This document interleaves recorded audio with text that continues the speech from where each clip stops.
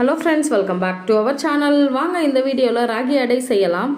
அதுக்கு தேவையான அளவு ராகி மாவும் கம்பு மாவும் சேர்த்துக்கிட்டோம்.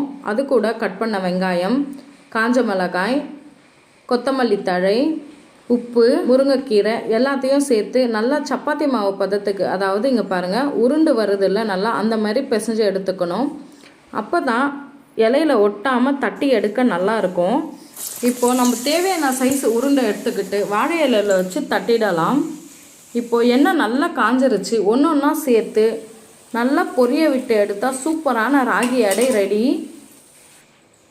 ராகி அடை காலையில் பிரேக்ஃபாஸ்ட்டாகவும் எடுக்கலாம், ஈவினிங் ஸ்நாக்ஸாகவும் செஞ்சு கொடுத்தா பசங்க சூப்பராக சாப்பிடுவாங்க. இது கூட தேங்காயும் மல்லித்தழை வச்சு அரைச்ச தேங்காய் சட்னி, இந்த காம்பினேஷன் சூப்பராக இருக்கும். ட்ரை பண்ணி பாருங்கள். இந்த வீடியோ உங்களுக்கு பிடிச்சிருந்தா லைக் பண்ணுங்கள், ஷேர் பண்ணுங்கள், கமெண்ட் பண்ணுங்கள். மறக்காம